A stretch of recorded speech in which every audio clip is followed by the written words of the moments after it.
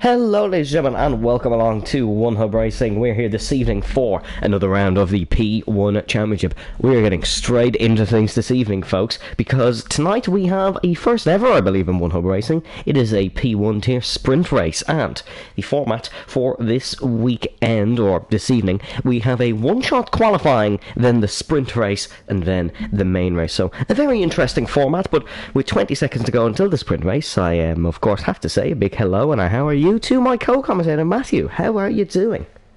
I'm very well. I'm excited to see how this sprint race goes for the first time ever, and yeah, let's just get straight into the action in a few seconds' time. This should be good.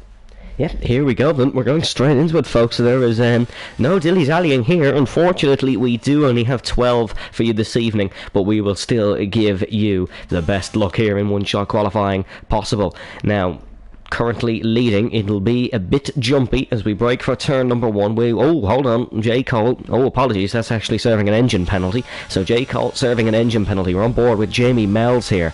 We'll see how this lap goes for the Hassman. So that is why J. Cole was disqualified. He is serving an engine penalty.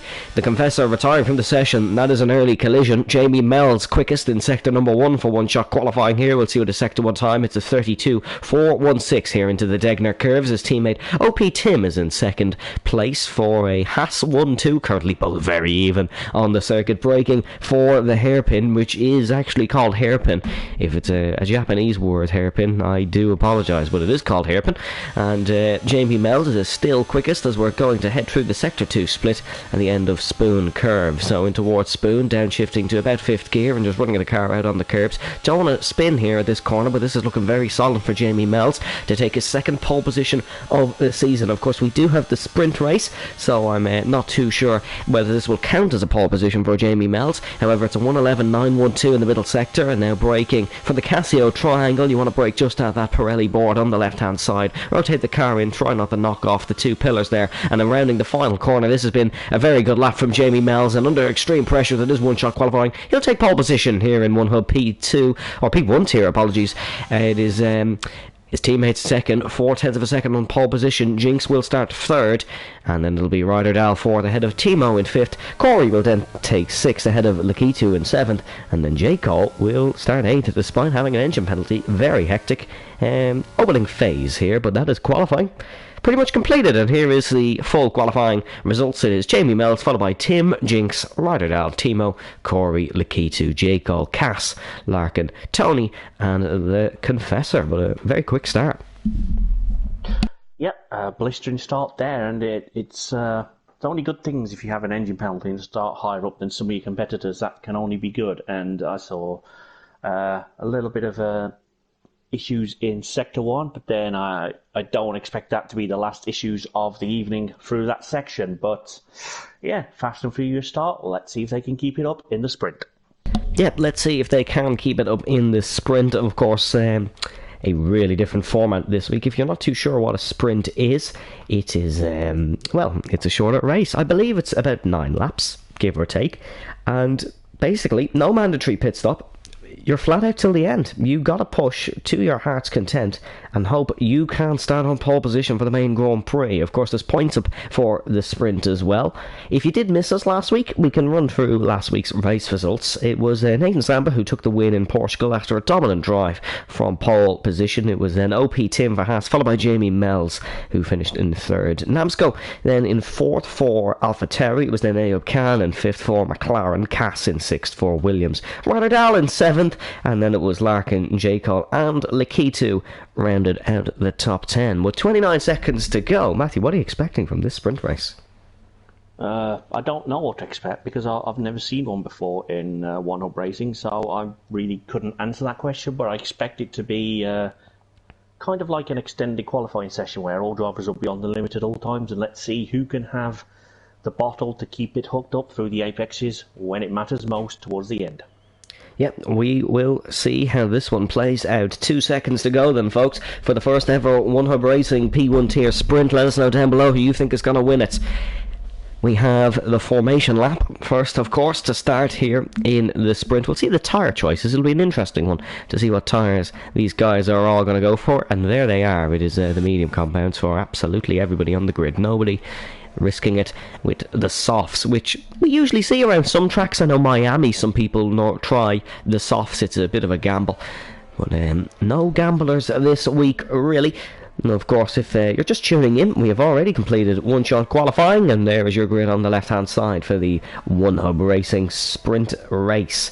It's a very tricky circuit we are doing, and it'll be difficult for overtaking in the 5.821 kilometre circuit, or 3.617 miles if you're from the United Kingdom or the United States, with 18 corners and a lap record of a 1:30.983 set by Lewis Hamilton in the 2019 Japanese Grand Prix. It's an average of about 48 gear changes a lap here in a Formula 1 car, which is it's actually quite low for a Formula 1 circuit. In Monaco you have about 70 to 80, which is quite an amount. So middle of the park really. Monza you'd have the least, because of course it's very, very flat out. But Jamie Mells rounding Spoon Curve to complete his formation lap. Tony has been already involved in something, and he's been disqualified from the formation lap, but we are just lining up now. Namsco starting from the back. He'll be looking to regain some spots. Yes, I noticed he joined just after we started one shot, so that's an extra body out there. But I'm just interested to see if it really matters who gets disqualified, because I found a lot of people missing their grid slot down in the P3 tier earlier, so that could be something to keep an eye on. Will they be able to park it up properly at the end of this formation lap before we go for 9 laps around Suzuka? Yeah, we'll have to wait and see. 9 laps around Suzuka, of course. 9 very difficult laps around Suzuka, as ever. Namsco is going to line us up on the grid then for the first ever One Hub Racing P1 tier sprint race. This should be a fun one with the two Haas teammates heading into turn 1 together. Of course, we've seen teammates collide before as 4 and 5 red lights. And we go racing here in Japan. It's a quick launch away from the inside. Haas of Tim, he's alongside Jamie Mells already. And side by side into turn number 1 here in Suzuka. It's going to be OP Tim who will lead. Jinx has gone up the inside of Jamie Mells as well. It's been a horrible start from pole position, but he's going to recover here to second place as Jinx is already looking for some spots. Jake all up 2 spots to 6th position as well. Corey getting a horrible start. He's down 3 to P9. Namsco already gaining and already looking for some moves here on ERT Larkin. Namsco, exceptional quick driver. Portugal did not treat him well. Let's see how Suzuka is going to act on the young man heading in towards the Degner curves for the first time. It looks like Namsco may try one up the inside. That's a bold move, an audacious move. Not going to pull off here on this occasion. Could definitely dive one up the inside, as Ryder Dahl, I believe, has dived one up the inside, or he has. He's run a bit wide, but it's been sort of a block pass for Ryder Dahl. He's dropped out of DRS already here on the front 2 Hasses, but Ryder Dahl has got the job done. Larkin has actually forced a move on Corey, and now the Confessor has got past Namsco. So the Confessor was done there on the start by Namsco. He's recovered really well there in the Red Bull, and he's back up and past VSR Namsco. Tim is going to lead here unless Jamie can run one of the inside of the Casio triangle. He is really close here into 130R and heading through turn 15 in towards 16, 17 and 18. There's not going to be a late braking manoeuvre for the Haas. There is though the Confessor. Have they just gone side by side in towards the 130R? Almost a bit of contact between Namsco, and that was if that was the Confessor through on 130R, sort of a Fernando Alonso-esque pass. But lap 1 completed. Tim leads the opening lap of the sprint. Yeah, it was the move from Ryder Dahl you mentioned a few moments ago was set up because Jinx went a little bit too deep coming out of the Degners, so that I'm sure that's probably not the last time someone will be able to make an opportunistic overtake into the following corner. But that was a great move from Ryder Dahl up into P3. But it looks like the team has to run away. Big wobble from Namsco. Namsco has had a huge wobble there heading through the S section, the S curves of 6 and 7, and Tony looked like he was going to try sneak his way through, and the Mercedes didn't work out at this time, and Namsco's going to try to recover that position. This cat's going to try one in towards the hairpin. It will be a late braking manoeuvre. It would certainly be anything riskier than I'd ever send, but Lakitu has ran really wide, and now the Williams has gone alongside the Alfa Romeo Sauber, and we'll see what Cass can do heading in towards Spoon Curve. Just does not have that straight line speed He is using the battery. He does fancy making some overtakes. Of course, in Formula 1 is the top 8 score points, and not too sure on the One Hub Racing rules, but of course in the main Grand Prix it's the top 12 that'll score points, as we actually have a change for the lead. Jamie Mells has got past his teammate Tim in towards 130 of the two Hasses have swapped around, and Jamie Mells now leads the sprint. Is Tim going to look for it into the Casio triangle? He is not. If these two are going to work together, this is the race to do it, but they won't necessarily want to work together in the main Grand Prix as they are in a championship battle. Corey has got the job done on Lakitu, J. Cole has got the job done on Timo, and all these overtakes are really being brought up by other drivers' mistakes. Is Cass going to try to look for a way past Lakitu in towards turn number 1? Is he going to try to do it? No. Try to go around the outside, look for a switchback manoeuvre. Have to say Lakitu covered that one off really well. That's some excellent driving from the Alfa Romeo Sauber.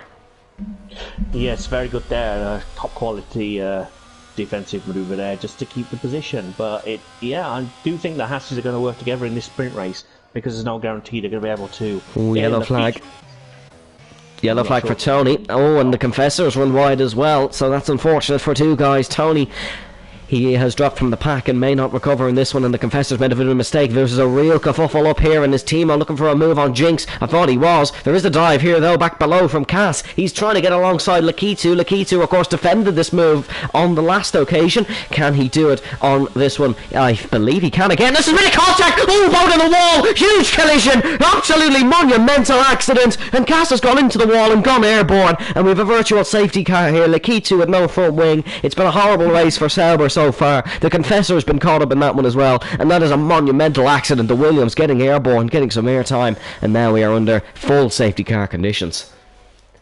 I was just wondering, can we have a safety car of any description in the sprint race? And it looks like yes, we can. As I was thinking it, there's a need for one, but I'm not claiming that as a curse.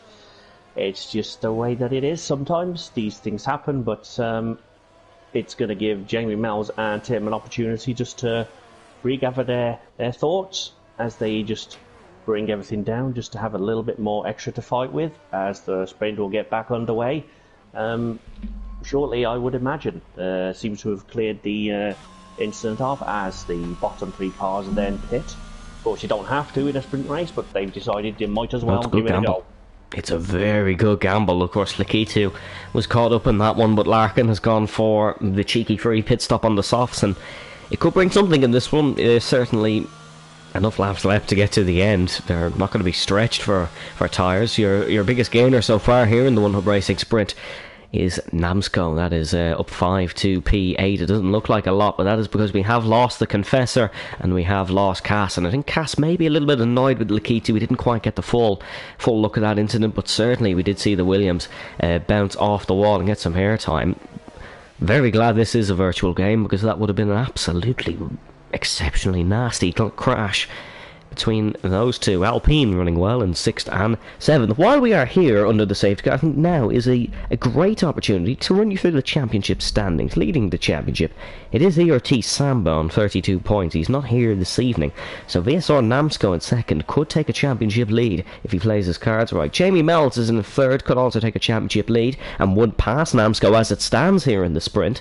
It's then OP Tim in 4th, with Merckx in 5th, not here this evening, and then Tico not here this evening either. Cass in 7th, ahead of Ryder Dahl in 8th. It's an AXA in 9th, and then Ayoub Khan in 10th, ahead of J. Cole, the Confessor, Larkin, Owen Wyatt, Lakitu, Timo, Tony, Nipro, Corey, and Jinx. And then if we have a look at the Manufacturers' Championship, it is, I believe, it is Haas Formula 1 who lead on 46 points, 10 ahead of closest rivals Aston Martin. It's then Scuderia AlphaTauri in 3rd, followed by Williams, Mercedes AMG, Petronas, Oracle Red Bull Racing, Scuderia Ferrari, McLaren, Alfa Romeo Sauber, and BMW, or not BMW, BWT Alpine. It's definitely not BMW Alpine, so God knows where I've got that from.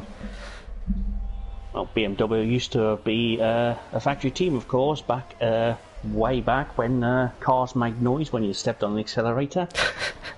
It's been in and around Formula 1 for a while before, but yes, it's a very finely balanced constructors' battle at the moment, because teams can go up or down depending on what their drivers do at any given race week, so that is something to very much look forward to as the season progresses. At the moment, as you say, Haas well out in control, and of course behind a safety car seems to be as good a time as any to be in control of the race, which I would expect to get going at the end of this lap, probably, because everyone seems to have caught up. The incident's been cleared up, but it's definitely going to be interesting to see how this sprint affects the overall standings, as will the feature later on in about, I'd say about 10 to 20 minutes probably for the feature. But anyway, there's definitely a lot of points still to be gained across the rest of this season, but Samba, as you say, not here, so it's definitely a great opportunity for anyone behind to do some damage on that and potentially take the championship lead. Especially any of the Haas drivers could do that tonight. Yes, of course, Haas currently dominating the weekend, although all can change in the blink of an eye. If you're enjoying the stream, let us know your predictions. We always love a little bit of a conversation with the chat, so it'll be exciting to see what you guys think as the Mercedes-AMG safety car brings us round Spoon Curve to for hopefully the last time in this sprint. Of course, we do have enough laps left to get another safety car, but I'll keep an eye on those guys in the soft compound tyres, folks, because they will be really quick, especially Larkin. Lakitu and Tony still in the race. Of course, gives Tony an opportunity to catch back up to the field, which I do enjoy. So, safety car. Oh, thought we would have been in this lap. We are in this lap. Jamie Mells almost running into the back of the safety car. That would have been a horrible way to end your One Hub Racing sprint. Jamie going to get us underway then. Will he try catch out his Haas teammate, or will they be working together? Jinx has received a 5-second time penalty for a collision with J-Call, and J-Call has received the exact same thing. But we go racing here in Suzuka, and look at the launch. Tim has got on his Haas teammate. These two Haas's are going to be side by side in towards turn number 1. Tim has got the job done here initially, but what can Jamie Melts do on the outside? He's going to tuck in behind, as Ryder Dahl is going to look for the opportunistic send in towards turn number 1. Timo and Jinx side by side, and it looks like Timo has got that move done. Larkin has dropped off the field a little bit here, so our soft compound tyre runners not getting the launch initially that they wanted.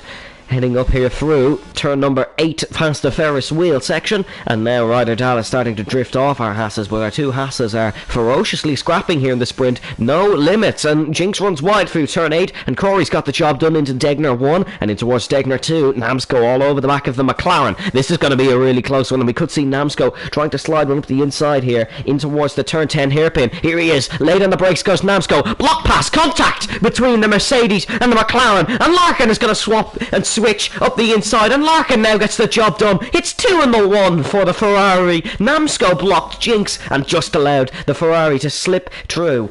Larkin now up to 7th. He's going to pressure Corey and try get 6th in this this sprint here on lap number 6 of 9. It's a really short race, but a good one. Lakitu looking for a move here on Jinx. Jinx not having the best of restarts, and now Lakitu is looking for this one. Back up top, Jamie Mells really pressuring his Haas teammate. Lakitu has gone for the late braking manoeuvre there into the Casio triangle, and he has got the job done on Jinx. Down into turn number 1, Tim sets the fastest lap of the sprint with a 1:30.742. Jamie Mells not quite close enough into turn 1 curve at this time. Of course, he still has a few more opportunities, so don't count him out just yet. Namsko on the back of Larkin. Namsko, very good pace, just seems to be stuck in a bit of a train here.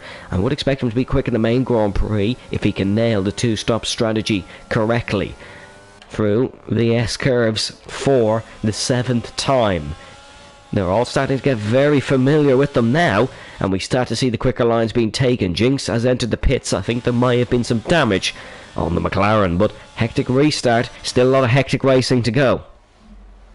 Yes, very much so. There's only a few laps left to do that, but there's going to be a lot of hectic moments, I'm sure. J-Call up into P4 from, I believe it was P8 after his engine swap before the sprint qualifying. So yeah, it's going to be an interesting way around it to see if that 5 seconds can get removed, because I'm pretty sure it probably wouldn't have been either driver's fault, just one of those things about the game, but I'm sure the stewards will be... Oh, look at this. The two Haas's fancy a bit of side-by-side action into 130 yard. No, they don't. Jamie Mells has got it done, and it looks like Larkin has, unfortunately, he's gone round at Spoon Curve. Larkin may not get back in towards the points paying, or the higher points paying positions here in this sprint. J. Cole, oh, Ryder Dahl actually round, so Ryder Dahl's fallen off the podium here in the Casio Triangle. Awful for Ryder Dahl. Tim gaining in the slipstream on his Haas teammate. He's not going to be able to go for it. The two Alpines are going to swap though, and Corey is going to get the job done on Timo. DRS or slipstream, very, very powerful down this main straight. Ryder Dahl's going to look for the move on Tony into turn 1. Lifts off and lets Tony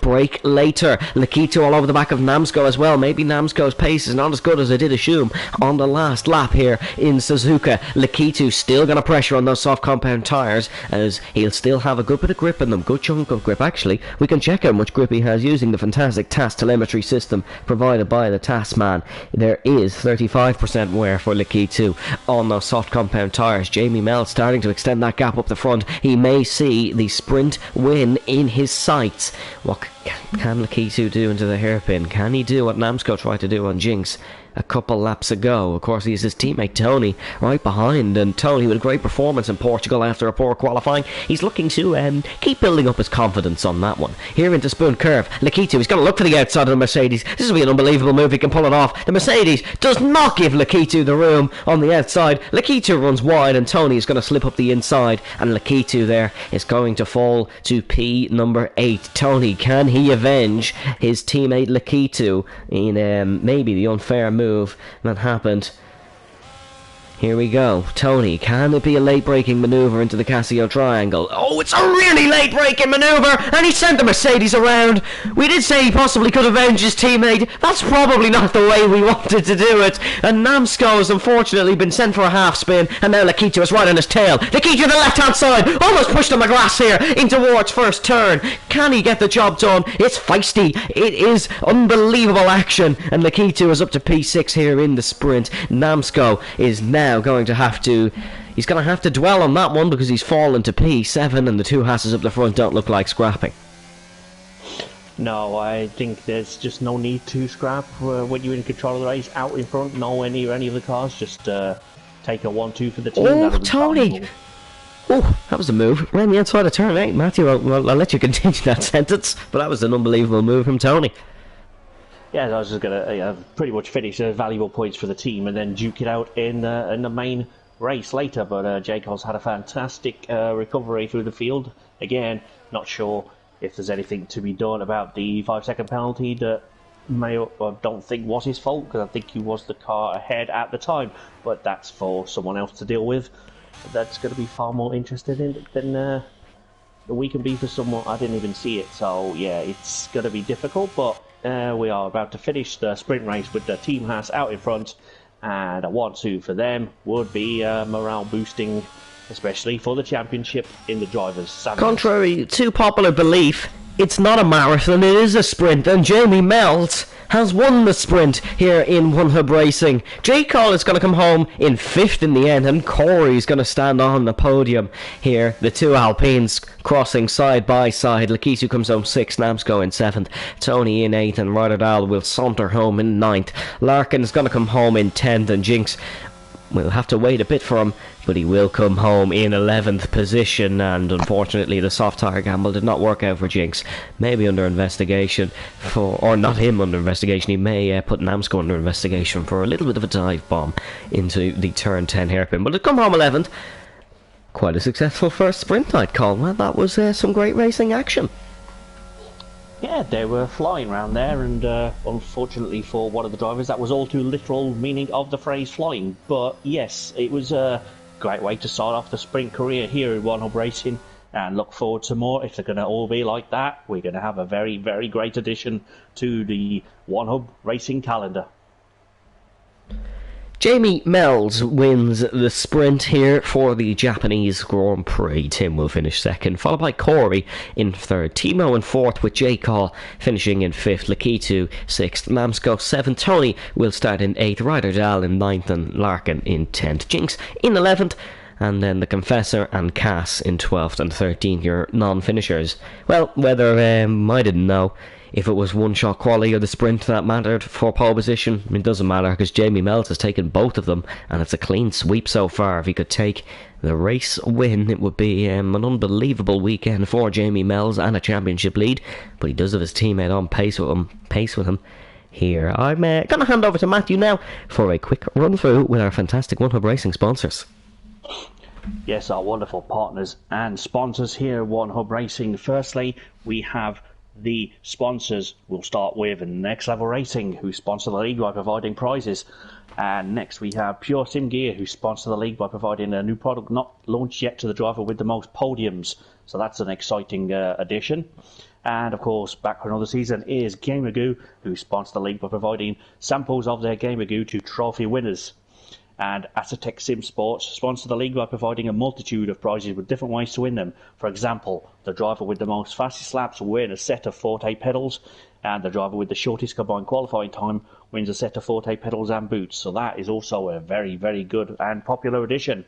And of course, we have the partners, which are Vespertine, who partner us and sport our official apparel. And ERT partner, the ERT Go and Get Stuff Award and league trophies and SimGrid. We run our seasons through their community and platform, and it's very one hub to find all the relevant information and all the standings in one easier to find thing. And drivers can also sign out if they're not going to be at a race. It saves the admin guessing if they are or are not going to be there. So that's a very good addition. And of course, while we have a quick moment, thank you to the TAS, because without them, then we won't be able to see if anyone has a damaged rear wing that we wouldn't necessarily see otherwise. So thank you, and all the admin behind the scenes that work on that.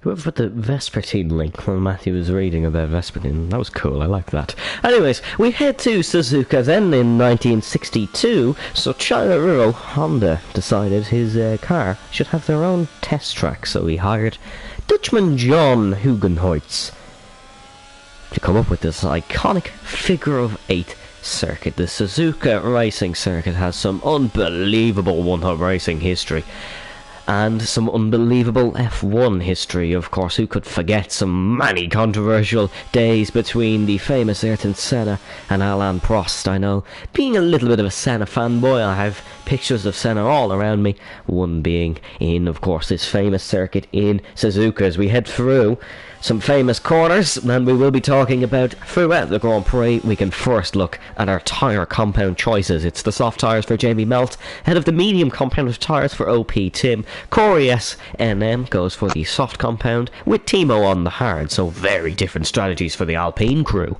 Jake Hall will start on the softs with Lakitu on the mediums. Nams go on the softs with Tony on the mediums. It's then Ryder, Dal and Larkin on the soft compound tyres, with Jinx on the mediums. The Confessor is going to try and recover some positions on the softs. Cass will go for the mediums. A real split grid with one man on the hards, Manny on the softs, but a lot of thinking behind some of these strategies, especially with the required two-stop.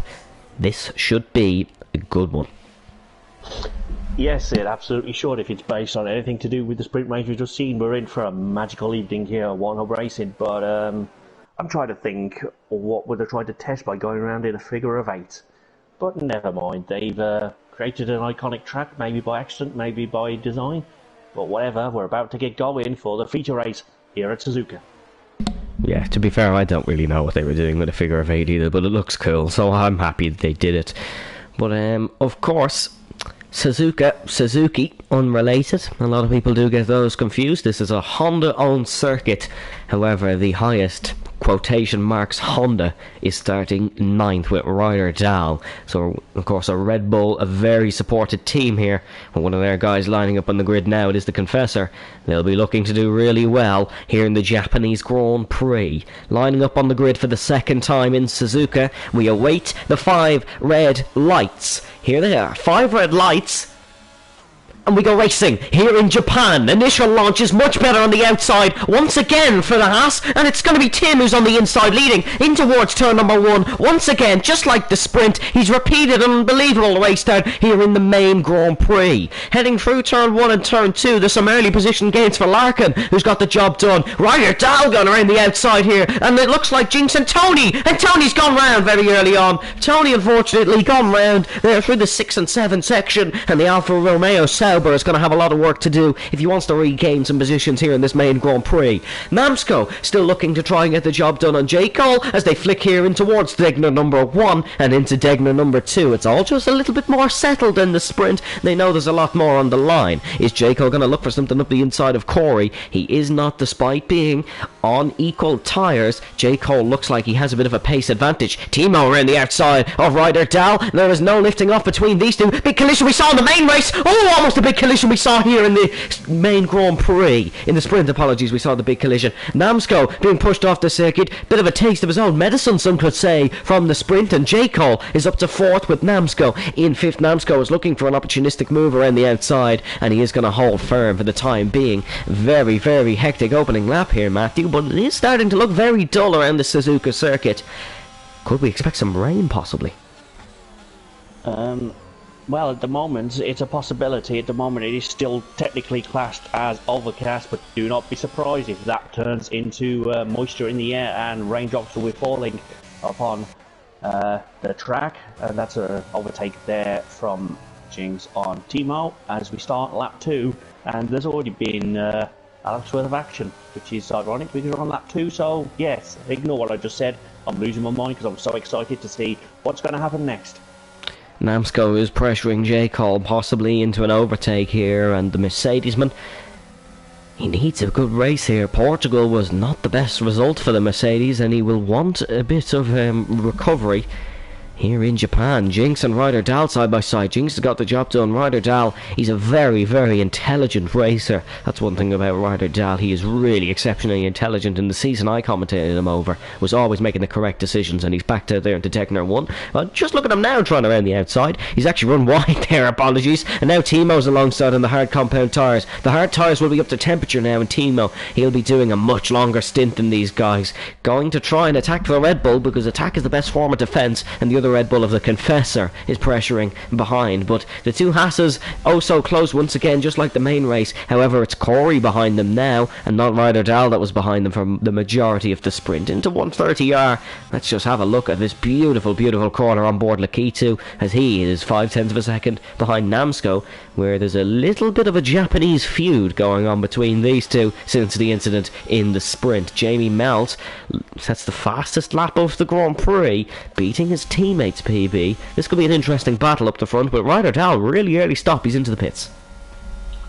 Yes, and into the pits with a speeding in the pit lane penalty upon... Oh, the Confessor! Oh, the Confessor up the inside! Apologies for overcutting you there, Matthew, but the Confessor was going for a huge send in towards first turn, as it's called, and Timo defended that one. The Confessor has to back out, but that was a late send. Yep, late send, but sometimes you have to do a late send to get by the car in front, especially if you send it quicker than you have to use the momentum against them. But you saw the fastest lap being set there by Jamie Mills. He's actually only got one purple sector, and that is Sector 1. Sector 2 currently belongs to Corey, and Sector 3 belongs to Namsko by 1,000th of a second. So, very evenly poised for the first 3 laps or so, but I'm sure we'll get to see the strategy start to play out a little bit more than we saw in the sprint, as strategies will be very, very key, especially as we get to lap 23, 24 out of the 27, instead of on lap 3. I nearly said the sprint tyres. The soft tyres there should have a bit of an advantage for the next lap or so, and then the mediums will come into their own. And of course, you see the hards coming into their own as you get towards about lap 15, 16 perhaps, if you want to take them that long. So oh, hold on a second, what's gone on here? J. Cole and Namsko have seemed to collide in towards 130R. There's cars everywhere. Lakitu's gone around at the Casio triangle. Really not sure what's gone on there, but there is cars absolutely everywhere. Has someone else gone round here at the final corner? There's definitely been some sort of collision and some sort of collision avoidance, as Tim has picked up the first 3-second time penalty of the day. He's actually overtaken his teammate, who's on the softs. So what a hectic couple of corners here in Suzuka. This is why we love and hate One Hub Racing, because there's a load of action. We don't quite catch all of it. And Jamie Mells is now in second place. J. Cole is down to 10th. Namsko is held, and oh no! Oh, one of the Haas's out of the Grand Prix! And just as we're saying there's a lot of action, sometimes we miss it. Tim has gone off the circuit. Oh no! In unbelievable circumstances. Lakitu has gone off as well. Is there possibly a patch of rain that's come down that's causing all these collisions? No safety car or anything. Haas, and then there was one. I don't know about the rain. It still states it is overcast with an air temperature of 21 and track of 29. So even if it is raining, which I don't see any out of the window, it would pretty much evaporate pretty quickly as it's still quite warm, so it probably wouldn't have an effect, but it's Lakitu's definitely struggling there as well as he comes around the hairpin. So I'm not sure what's happened there. I think it might be weather related, but at the moment, no rain on my radar, but it could well be coming soon. That is, that's a turn of events for Haas. They were looking like they were going to control this one. Jamie Mell's now under a bit of pressure from Corey behind in the Alpine, and Alpine have always been a team that they pick up the debris of everyone else, and Namsko is now into the pit lane. Oh, he's almost sped into the pit lane. That was really late braking. The Confessor is now up to 5th. He's going to possibly look for a move on Timo into turn number 1. We saw him try a move earlier on into turn number 1. Not quite. Oh, it's not quite worked out this time at all, as there's a 3-second time penalty for the Confessor there. I think Tony's also had a spin just there as well. I saw, I think it was him, there was a yellow flag in Sector 3, and Tony's just lost a couple of positions, so I can only assume he's had a bit of a spin coming out of the Casio Triangle. But no damage done as far as I can see, no damage picked up by the TAS or reported, so yeah, I think it's just got to be one of those races. I think it's getting cooler, but it's not really cool enough to start really worrying the drivers, but they have to be more mindful than ever, especially with these deadly curbs they have around the edge of the track. Yeah, it's certainly been a hectic race so far, and that's sometimes what you get with a smaller grid. You get more people trying to go for big results, and Tim was obviously pushing too much, and he's made a mistake, and he's our first DNF. The race leader at the time, who crashed out heading through that very dangerous turn 8 corner. Cass is closest car to another on track. He's well, not anymore, because the Confessor's had an absolute run there at a spoon curve, but Cass is pressuring the Confessor as the soft tyres may just be falling off, and Jamie Mells ventures into the pits. We should see the Confessor in possibly as well. No plans to stay out for another lap. Maybe we'll see Namsko try a bit of an undercut as Jinx takes the race lead. Will we see a move from Cass to the Confessor? We will from the Confessor. He's finally up the inside of Timo. Timo's going to have to just stay way behind. Or is he going to try dive up the inside as Timo? Almost contact between the Red Bull and the Alpine. But it's just very, very marginal as the Confessor now up to second place here. It's not, of course, provisional second, but it's second nevertheless. And the Confessor running well here in Suzuka. Lakitu is pressuring Corey. However, Corey has been in, and he's been out of the pits here, has he? He has. He's jumped Jamie. Corey has pulled off the undercut. Yep, I was going to say, he's done an undercut perfectly well there, so that's a great undercut to see, and I've just had a detailed look at the weather. It's supposed to stay overcast for the rest of this race, but the temperature will dip a couple of degrees by lap 27, so that could be something for the drivers to feel a little bit relieved about, although the highest rain expected percentage is 22, which is territory in 5 minutes time, and the least is 20% at the end, so I doubt it's going to rain, but it still could towards the end. You never really know what the weather's going to do, but at the moment... Oh, look at Cass round the outside with a Casio triangle. Can he pull it off? Oh, look at the Confessor! Oh, it's another huge collision involving Cass. This time it's with the Confessor. 3 do not go into 1, especially when they are all over the place. The Confessor is into the pits. Cass is into the pits. Timo carries on in second position. Jamie Mells got past Lakitu, and Jamie Mells is now attacking Corey. This is an unbelievable Grand Prix. I have absolutely no idea what just happened there. There seemed to be a Red Bull on the outside all of a sudden, and they just all merged on different lines in the middle of the triangle, so that's never going to work. I'll be interested to see what the stewards might think of that one later, but at the moment you have blue cars pretty much everywhere. There's a lot of them, and none of them, well, apart from P2 and 3, are teammates with each other. There's a yellow flag, Sector 1. There we go. There's your answer. It's the Confessor who's gone off at turn number 1. Oh no, he's retired on track. Oh, that's odd. He's pressed the retire button. He does not fancy it anymore, clearly. So that's Yeah, that's unfortunate for the Confessor. Maybe a penalty in that as well, because he's pressed the retire button on the circuit. Well, that will be, yeah. Who would have thought one of our best running teams after that sprint would be Lakitu and Tony, currently in 5th and 6th, so they're running really well on the strategy. Corey is under pressure from Jamie, who is on harder compound tyres behind, so that's probably not the best sight for Corey, who's still running a very good race. This is exceptional points for Corey, even if it is second and not first. Still unbelievable result as he breaks for the Casio triangle. He's going to be under a mammoth amount of pressure from Jamie Mells behind. As does set the fastest lap. It's instantly beaten with a 1:31.893 for Jamie Mells. In towards that beautiful curb shot camera. Jamie is now 2.6 behind, 3/10 behind, just about. Fluctuating in the 2, 3 and 4/10 mark. This has been... It's been a weird one so far, but there's normally a weird race every One Hub Racing season for all the tiers. I'm sure there's been a couple tiers that have already had a weird race so far. This has certainly been our first taste of a bit of freak action. But certainly we don't know who's going to win it, and that is the joy of One Hub Racing. Absolutely, and I think that's why One Hub Racing has this unique and pretty awesome point system in that points all the way down to B12. Alfa Romeo. I do apologise for jumping over you again, Matthew. It seems to be happening a few times tonight, but I'm catching you at a bad moment as Tony has passed Lakitu.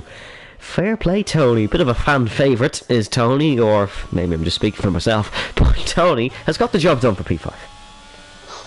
Yes, he has. I didn't see if that was direct Lakitu lend through his teammate, or that was just a great overtake, but I was just looking at the battle for third place between Corey and Jamie, as you mentioned a few moments ago. But yeah, I was going to say points for top 12, but that's not relevant as 12 places already retired, so everyone that finishes will score points today, which might be a blessing to those that aren't having such a great race. And of course, you do have fastest lap points in and out, more importantly, outside the top 10, so there could be points for drivers that wouldn't usually get a point in a traditional races. Cass is the fastest man on track, and he is in P10. So that means Larkin will get the point for outside the top 10 by default. Oh, that's our race leader. That is our race leader, Jinx, who's gone round through Degner 2. Timo will take the race lead. Jamie Mells looked for the provisional race lead on Corey. Corey, with some beautiful defensive positioning, managed to keep him behind in towards the hairpin. Jamie Mells sort of breaks himself a little bit, and there's a mistake. There is a mistake from the Alpine of Corey, and now Jamie Mells has been hunting him down for the last few laps. He's really on the hunt now and towards Spoon Curve, and we can see Corey struggling with the ERS. Jamie with a quite substantial amount more than him. And now we just about see Corey starting to struggle. He's starting to make some errors we've not seen from him so far in this race. Jamie's gonna go for it. It's gonna be Fernando Alonso-esque. He's on the grass. He's around the outside through 130R. What an overtake from Jamie Mells. A true overtake of a potential champion. Lap 10 we just enter. It's been one of the moves of the season for Jamie Mells on the older tyres. He sends it round the outside like an absolute madman, but a madman with a beautiful, beautiful craft and some excellent talent. Jamie Mells is in the provisional lead. Yes, that's a very, very important move for Jamie Mells there, who would be starting to get fed up a little bit of the back end of that Alpine, but he's gone Fernando Alonso, who will no longer drive the Alpine in real life. He's moved across to the green cars, but hopefully they're all green cars in a few years. Well, that's for a different reason, but Jamie Mells is having a great race after his, I would say, unorthodoxly slow start, but he couldn't get off the line in the sprint either. But at the moment, he is controlling this race, and he's now out of the race altogether. Oh, just as we go past the set of trees, the camera angle does not show. Corey has fallen, and Corey is out of the Grand Prix. We are now under virtual safety car. I feel it may be upgraded because Corey's in an awful spot for the virtual pickup truck to pick him up, and on the... Oh, that's a very odd place to crash. It's miles past the exit. of Deckner 2, and Corey is out of the Grand Prix. His teammate will get a cheeky free pit stop from this one. Maybe the apple doesn't fall far from its Renault 3. No, we do not get a cheeky free pit stop for Timo. That was, of course, a joke with Crashgate. That's definitely not an intentional collision. Timo's been caught out by that. He will carry on. Jamie Mells is now 8.4 seconds ahead of his nearest challenger, who's still... he's not really on the same strategy, and he's under pressure from his teammate once again. Alfa Romeo Sauber are having a good day of things. They're enjoying themselves as Tony does fall into the pits now, and Lakitu will carry on. Namsko is pressuring Ryder Dahl in the now closest battle on the circuit. Yeah, this is going to be anybody's race to win at the end of the race, but hopefully there's still enough cars running at the end to claim victory. But Jamie Mells is in a great position. He's halfway there to the perfect race. He's done his one stop at the mandatory 2, and of course Timo and Lakitu haven't stopped yet at all, but Larkin has done mandatory 2. So is he going to the end? I think he is on the hard tyres. It's going to be a struggle for him to get decent points today, but you never know what's going to happen at a pit stop. Someone could just overshoot it and get a penalty which is going to catch up to them later, but at the moment you have to credit Jamie Mells' strategy, and of course Lakitu up in P3. That's a terrific first stint for him. Namsko just pressuring Ryder Dahl to see if he can try and work a way past. There's a big points opportunity for Namsko to possibly take the championship lead off Nathan Samba.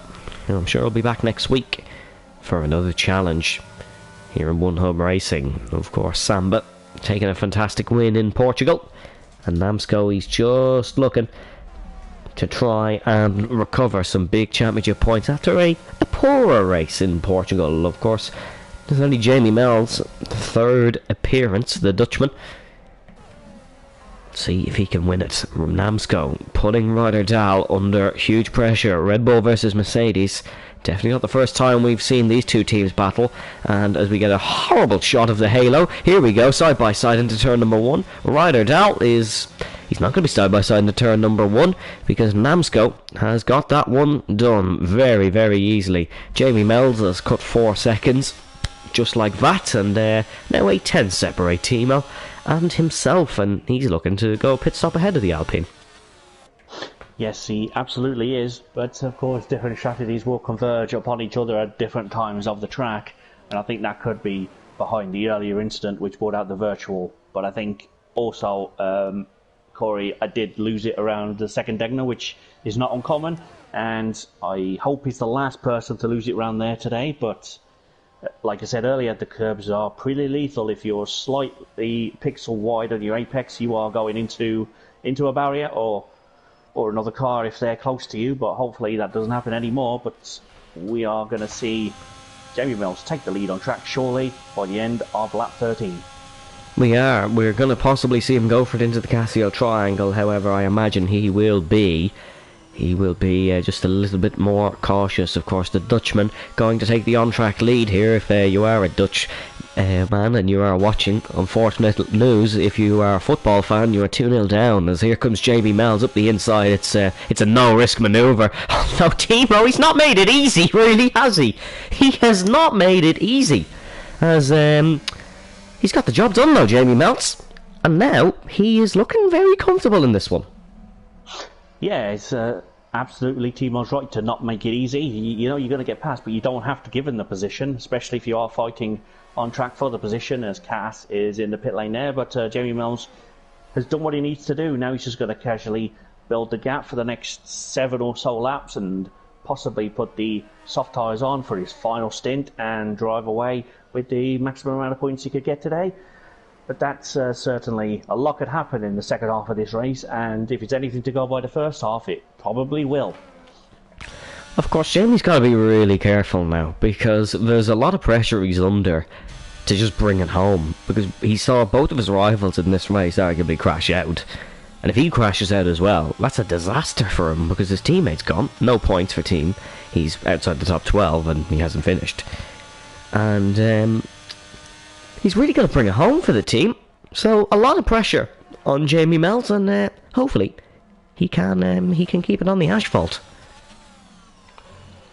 Yes, it's always helpful you keep it on the asphalt because that is the quickest part of a circuit. But sometimes people like to it does extend that a little depend. bit. Rallycross is a confusing one. Sometimes the gravel can be the quickest. However, kind of hoping Jamie Mells doesn't go rallycrossing as Lakitu's finally into the pit lane. Yeah, that's a great stint for Lakitu there, and Ryderdal also in, and that's not a great pit stop for Ryderdal. No, that's not beneficial. To speed in the pits, usually you like to hit the pit lane speed limit because it is the safest thing to do.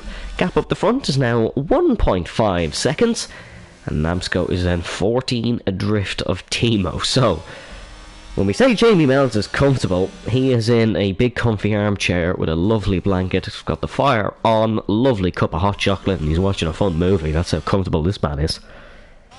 Careful, I'm getting so comfortable with the description, I'm almost falling asleep. Yeah, it was... Drivers don't do that.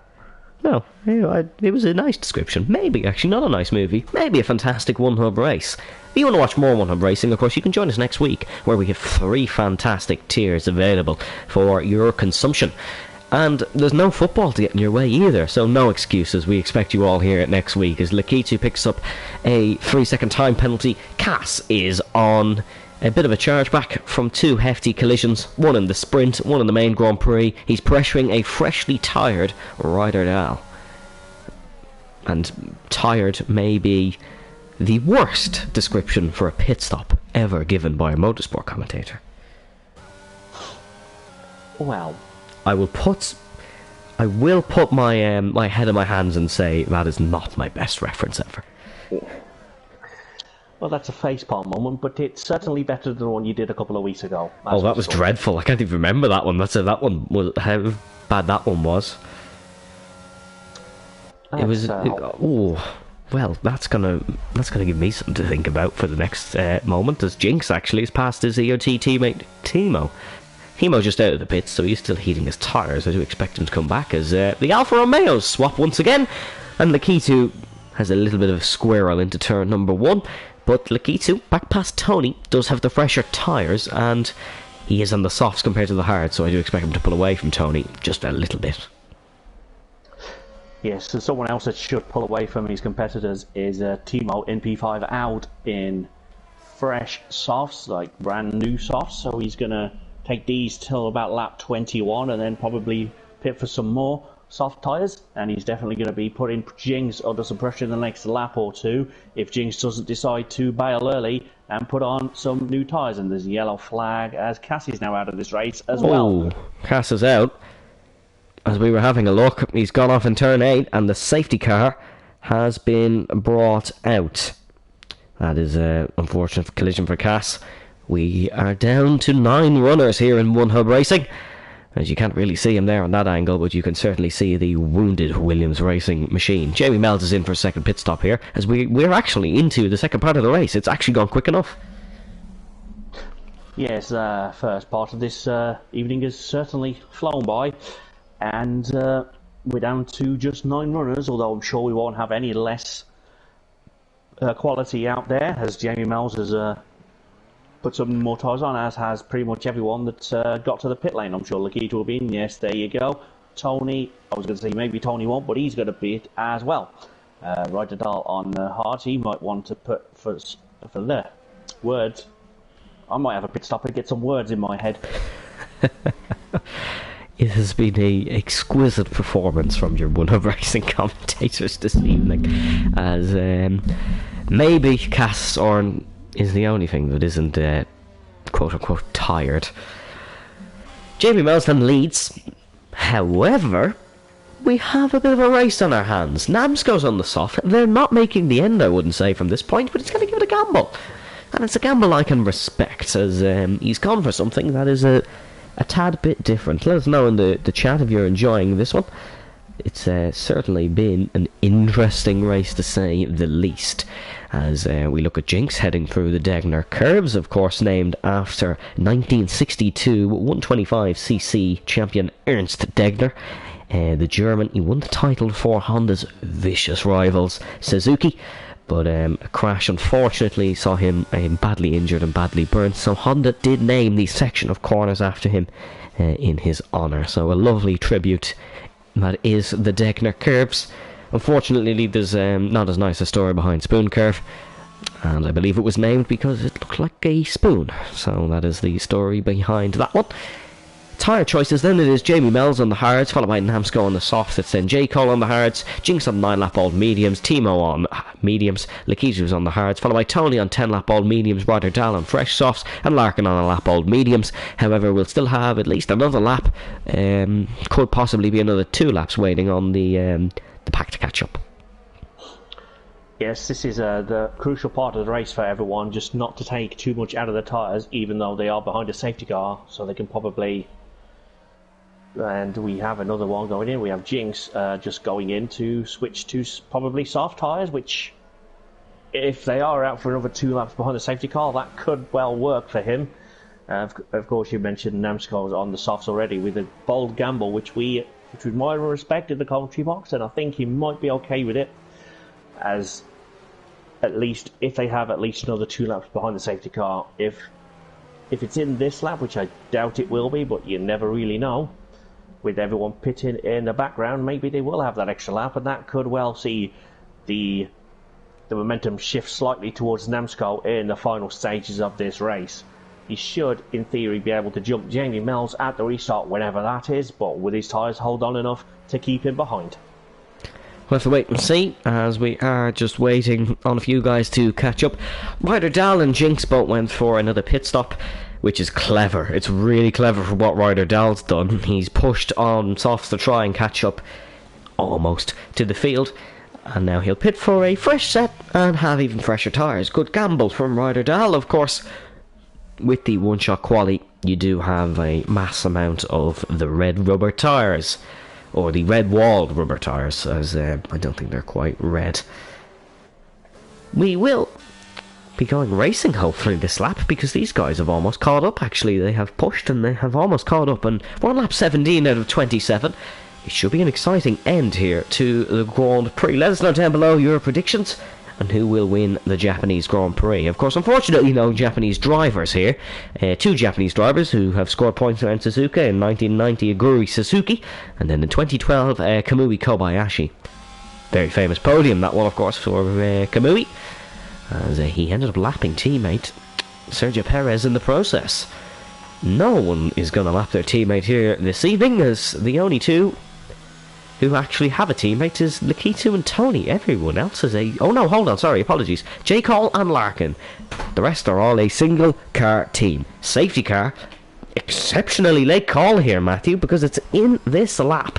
Let's have a look and see how Jamie Mells is going to play this one, because this is a completely different ball game. He has a challenger who has awoken. It is Namsco on a fresh set of softs, and we go racing here in Japan. Can Namsco get the launch on the Haas on the hard compound tyres? We're on board with the Mercedes as he heads down in towards turn number 1. Let's see, is it going to be an audacious send from the Mercedes, braking for first turn, and now in towards turn number 2. We will see if Namsco can just game through the S's section. Side by side, it is Lakitu, and it is Jinx who goes round the outside, heading through turn 4. Unbelievable send. The 2 Alfa Romeos are getting scrappy once again, and it looks like Lakitu's gone back down the inside of the McLaren. McLaren on the grass. It's chaos here at the back of the pack. Somehow no contact made. Unbelievable racing for these 2. Side by side into the Ernst Stegner curve, and it's going to be Jinx who does lead this battle.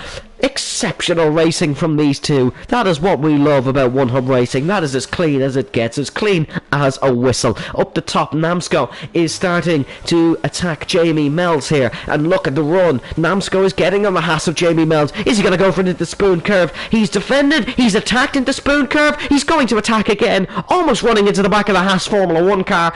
It has not worked out on this occasion.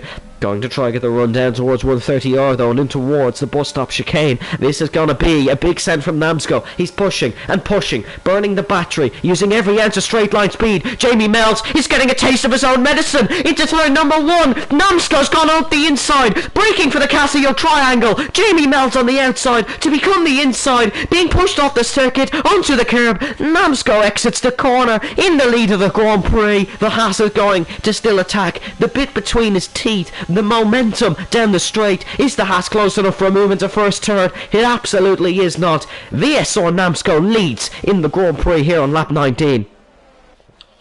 Yes, that was a terrific bit of driving there. Great phase of the restart from Namsco, and as we said earlier, will he be able to keep that Haas behind him?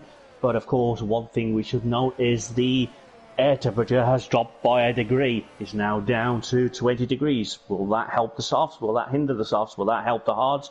Or will it be the opposite? But whatever happens, there's 3 runners out there still on the hards, a couple of mediums, and the rest are on soft. So we have the rainbow there, the dry rainbow, as I like to coin it. And of course, one day we will see all 5 compounds at the same time. Oh, Lakitu! Oh, Lakitu with a huge wobble on the exit of turn number 11. He got dived by Ryder Dow, almost took out Larkin in the process. Not his fault, of course, it was just the car out of control, but good save there from Lakitu. As Tony is a second adrift. We've another side-by-side in towards 130R. Jinx is up the inside of Timo, and he's going to get the job done. Some exceptional racing into that corner. Such an iconic corner on the levels of Eau Rouge and Ratillon. Let's see then how this one is going to play out. Timo, big wobble on the exit. Let's see what happens. Namsco fastest lap of the Grand Prix. Could be a crucial win this for Namsco in a day that looked like it belonged to the American side of Haas. It still might, of course. You say that was a terrific save from Lakitu in the backfield there. I think he's been taking inspiration from the Croatian goalkeeper who just can't be beaten from the penalty spot today. Yeah, of course, if you are interested in the football and joining us here on One Hub Racing, thank you very, very much. Well, it's currently 2-1 in the 88 minutes, so very good game there between Argentina and the Netherlands. Doesn't even come close to this, by the way, folks, just thought I should specify. Unbelievable race here, and we do have a Dutchman battling and on the back foot in the late stages of this one here as well. Very good first sector for Jamie Mells on this lap, and he's now starting to pressure a dilapidating tyre, of Namsco. So, let's see how this one is going to work then for Jamie Mells. Because he's starting to hunt, he's starting to gain, and Jamie Mells, he has a lot of work if he wants to do this, because he does have J. Cole right behind. Looking for it into 130R, not close enough. Looking for it into the Casio triangle, is he close enough? No, not on this occasion. Would have been a big move from Jamie Mells, as Timo has got all out of shape through the Casio triangle, once again recovered pretty well there though. Jinx could get involved in this one as well, he's on softs. And it is a soft, hard, soft battle for the race win here in the P1 tier. It's not been the best of attendance, it's not been the best in terms of crashes, but my oh my has it been top quality Grand Prix racing here around Suzuka. Look how close they're getting through the S's section, through the curve section of the famous Japanese circuit. Up towards turn number 8, we saw Tim and Cass both in their races here. No mistakes from Jamie Mells and Namsco. There's still a lot of laps to go here in this one, but it's a tense finish awaiting us.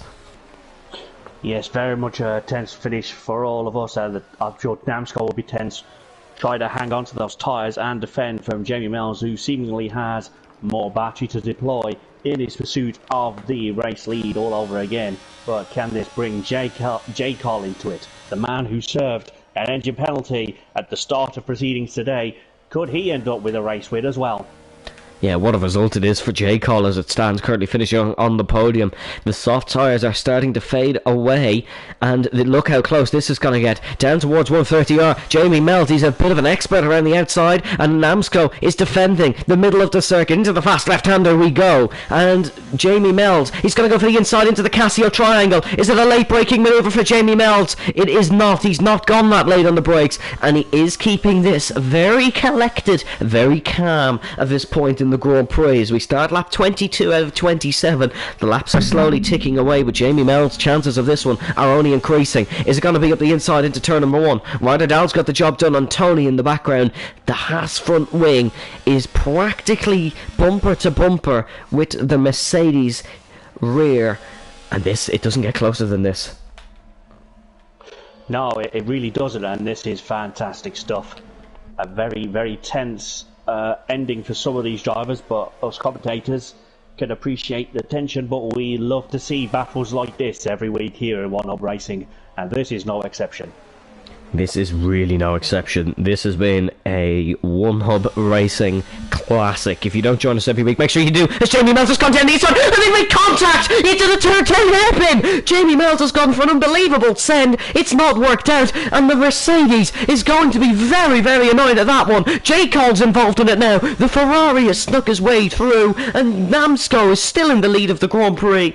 It is a Ferrari-powered car behind them. It is the Ferrari power of J. Cole. As Jinx has gone round in the background, Jamie Mells is trying to pressure. Jinx has instantly left the session. Jamie Mells has gone for it as well into 130R. He's got the job done of the Ferrari. He's on the inside line. Just look at this. It is nail-biting stuff. Is the Ferrari going down the inside? No, he isn't. And somehow, after all that, it is still Namsco, Mells, and J. Cole ending the lap. Jamie Mells could go for the race lead here. It could be two in a couple of corners. He is going to go for the race lead here. Jamie Mells to the outside. The Mercedes is only going to leave him just a required room. As side by side you can see them. Side by side you no longer cannot, because Jamie Mells once again leads in Suzuka.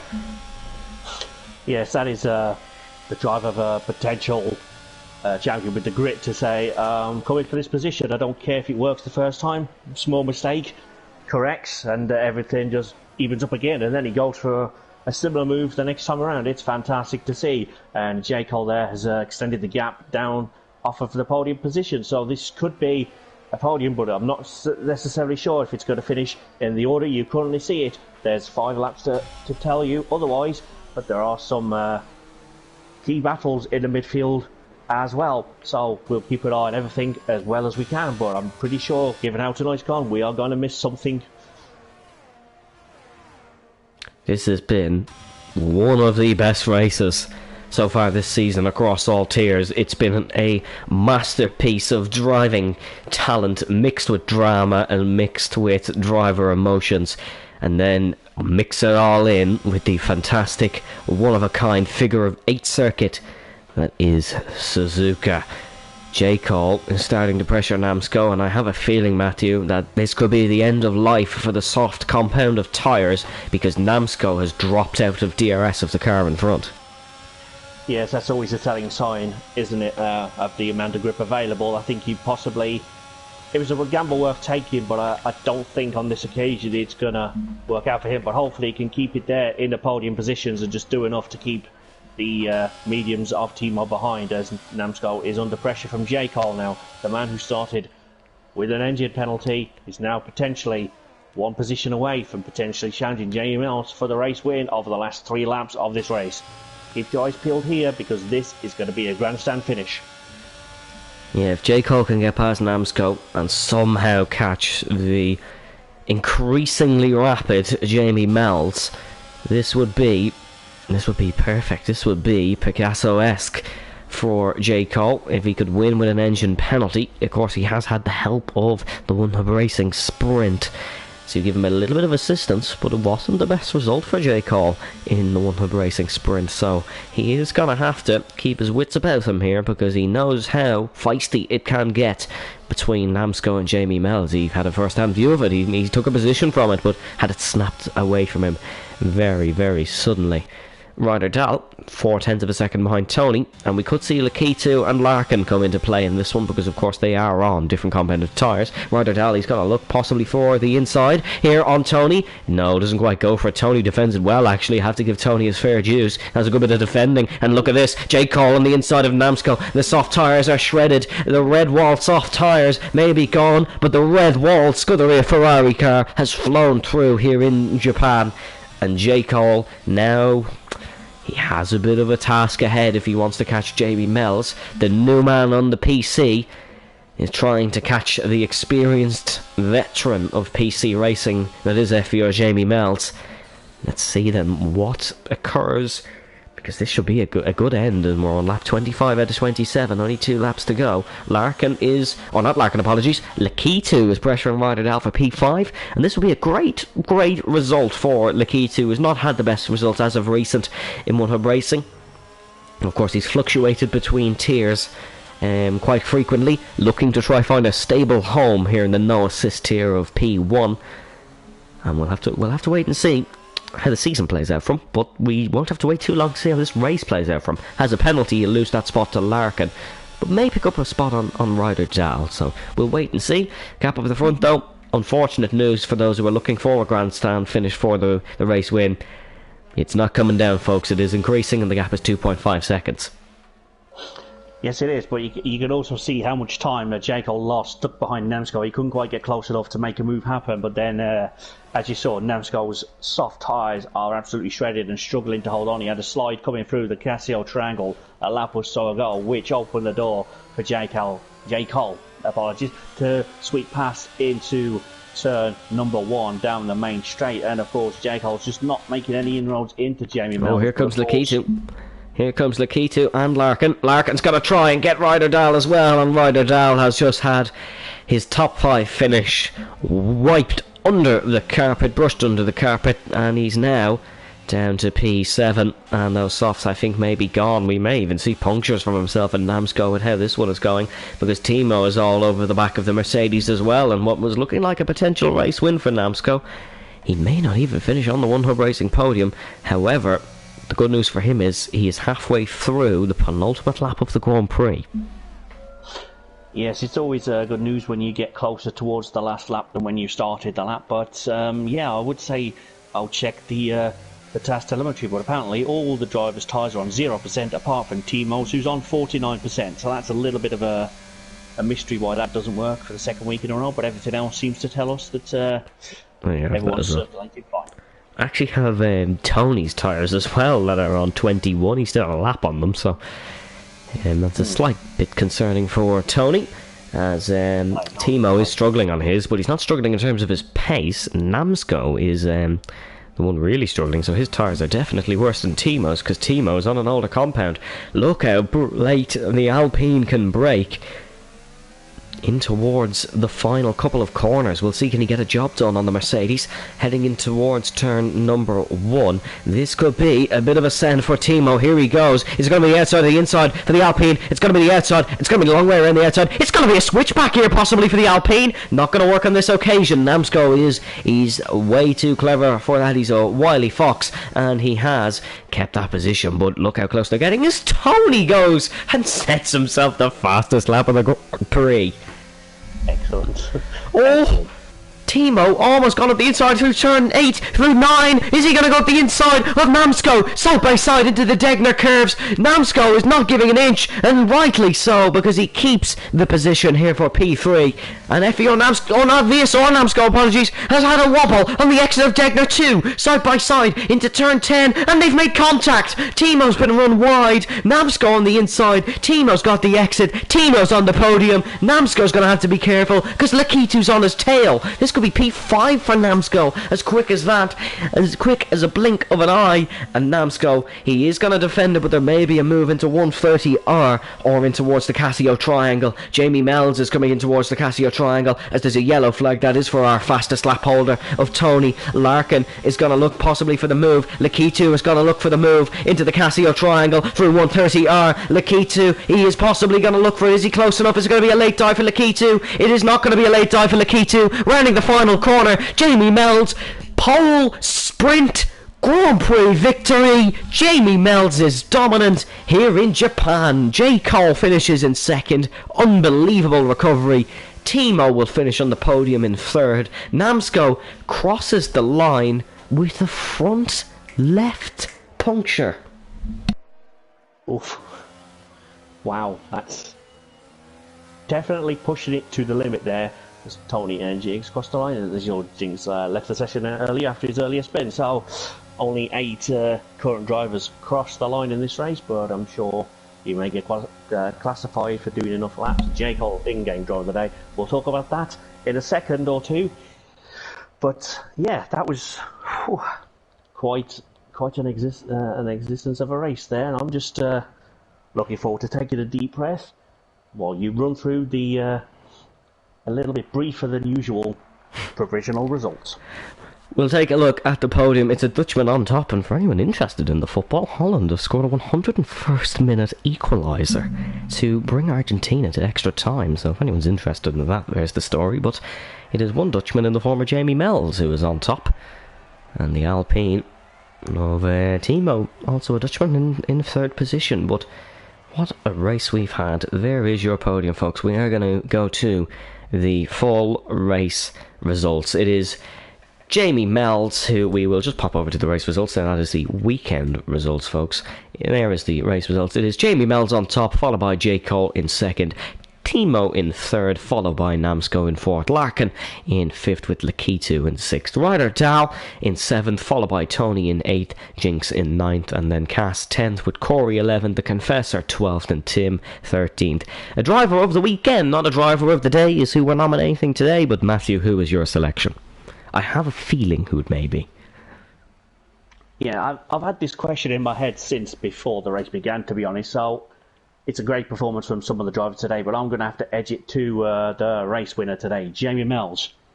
And the question I'd like to ask him is, do you feel the pole position was on the wrong side, given how he struggled off the line today? I am going to give my driver of the day to J. Cole, who I thought would have been your nomination, actually. I'm just going to ask, did the sprint help in your recovery from the engine penalty? But what an exceptional race here in Japan. Matthew, any final thoughts from you? I need a long lie down. I'm absolutely exhausted after that. So do I. That was unbelievable. It's been a pleasure. Hopefully, same again next week. Well, ladies and gentlemen, thank you very much for tuning in this evening. I do hope you enjoyed. It was a lower grid, but it still delivered. So thank you very much for watching One Hub Racing. My name has been Evan Dalton. You can join us next week. Stay safe, stay well, and we'll see you next time.